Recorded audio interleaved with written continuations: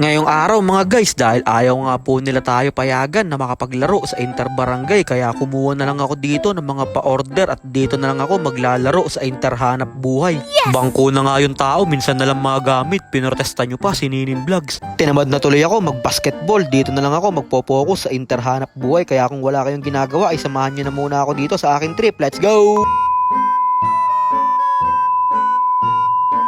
So, ayun po ito na nga yung araw na yun na talagang kinalimutan ko na ang paglalaro ng basketball dahil dito sa nangyari na to. Minsan na nga lang maawa sa akin yung coach ng batingan, binaser nyo pa para itigil yung laro. Hindi naman ako i-score dyan ng 30 points, baka 2 takbo lang ako, ilalabas na din ako kagad ng coach, pinatigil nyo pa yung laro. Tignan nyo naman yung mga kasabay ko, puro hindi mga taga-batingan yan, talagang grabe na kayo kay Ninin Vlogs. Napagtripan tuloy ako. Kalahating oras na, pinatigil mo yung ligo.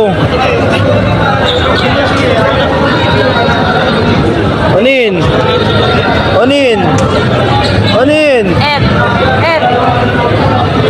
Tangay na si Nicandro, pinatigil yung ligo. Biruin nyo si Oni nakapagpatigil ng liga. Grabe! Grabe ka Nicandro, kakaiba ka.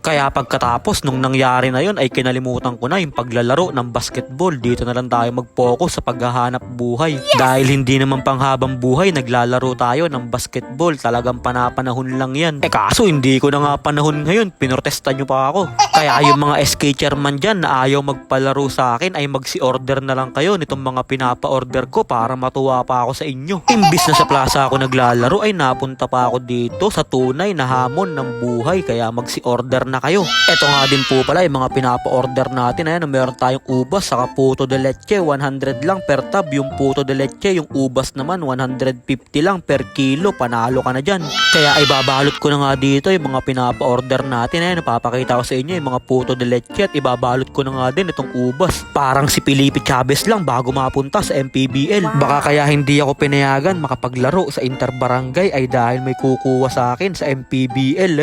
Talaga. Dating mag-uubas at magpuputo, ngayon naglalaro na sa MPBL. Saan ka pa? Baka Ninin Vlogs yan. Pero joke lang, kaya ako na talaga mag-basketball dahil sa ginawa niyo sa akin. Talagang nakakasama kayo ng loob. Araw-araw kami nag-e-ensayo, minsan 6 lang kami or 4, tapos si Ninin Vlogs pa yung hindi nyo pinayagan makapaglaro. Sayang lang yung mga pinractice ko. Imbis na 5 tres yung pinapakita ko sa inyo sa Inares Plaza, ipapakitaan ko na lang kayo ng 5 balot na i-deliver natin ngayong araw.